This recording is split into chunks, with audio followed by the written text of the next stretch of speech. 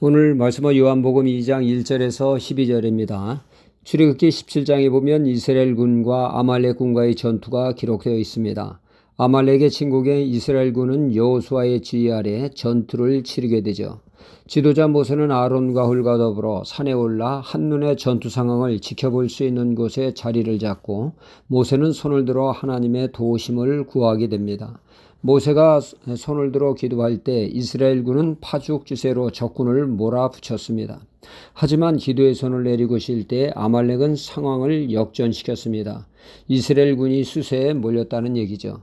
이 전쟁은 젊은 장수의 용맹에 승패가 갈리는 것이 아니라 기도에 달려있음을 아론과 훌은 직감하게 됩니다.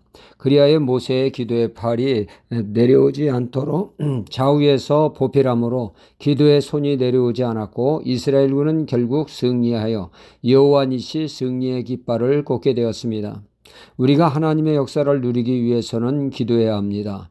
기도할 때 하나님께서 역사하십니다. 그런가 하면 언제 하나님께서 역사를 하십니까? 이는 하나님의 말씀에 순종할 때 하나님의 역사를 목도하게 되는 역사를 체험하게 되어집니다. 오늘 말씀은 예수님께서 한 가난 혼인잔치에 초청을 받게 되죠. 예수님은 물론 가족 그리고 제자들까지 말입니다. 그런데 그 결혼식에 절대로 일어나서는 안 될 일이 발생하게 됐습니다. 결혼식의 흥을 한껏 올릴 포도주가 그만 동인한 것입니다. 이 난처한 일이 아닐 수 없죠. 이때 마리아가 말합니다. 주님이 시키는 대로 하인들에게 말을 하죠. 예수님의 그 말씀대로 순종하라고 말입니다. 예수님은 정결 예식에 필요한 도랑아지 6개의 물을 담으라고 말하게 되고 하인들은 주님 말씀대로 물을 채웠더니 이제는 그 물을 연회장에 갖다 주라고 합니다. 그 말에 하인들이 순종했을 때 놀라운 일이 벌어졌습니다. 물이 변하여 최상급의 포도주가 되었던 것이죠. 연회장은 놀라워했습니다. 세상에 이런 포도주가 있다니. 그리하여 결혼식이 포도주가 떨어져 위기를 맞이했으나 그것이 오히려 다들 칭송받는 완벽한 결혼식이 되고 말았습니다. 이 위대한 역사는 처음부터 끝까지 주의 말씀에 순종한 하인들에 의해 주어진 하나님의 역사였습니다. 하나님의 말씀에 우리의 상식을 뛰어넘기에 우리는 주의가 필요합니다. 자칫 우리의 상식에 제한할 수 있기 때문에 그렇죠. 순종하지 않는 경우가 있을 수 있다는 것입니다. 이것을 뛰어넘을 순종할 때 하나님의 역사를 누리게 되어집니다. 열왕기하 5장의 나만 장군이 그 좋은 예가 아니겠습니까? 그는 문둥병으로 치유받고자 하나님의 사람 엘리사에게 왔을 때 그의 예상은 거룩한 예식으로 성수를 상처 부위에 바르며 안수기도할 것을 예상을 했지만 꿈에도 생각지 못한 요단강에 7번 몸을 담그라고 하는 말에 그는 폭발하게 됩니다.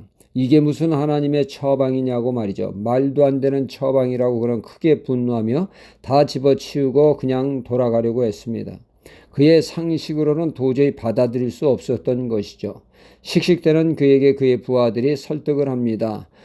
이거 난다는데 믿져야 본전이 아니겠느냐. 그게 뭐가 어렵다고 그러냐. 못 이기는 척 순종하면 역사를 맛보게 되지 않겠느냐고 말이죠. 그의 설득에 그는 순종하게 되었고 하나님의 역사를 맛보게 되었던 것이죠.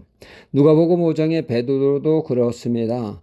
밤새 헛구물질한 그곳에 주님은 그물을 던지라고 하셨죠. 아무것도 없는 그곳에 말입니다. 하지만 베드로는 그 말에 순종했을 때 하나님의 역사는 놀라웠습니다. 2배 가득히 채우는 만선의 기쁨, 만선의 축복을 누리게 된 것입니다. 순종이 하나님의 역사를 맛보게 합니다.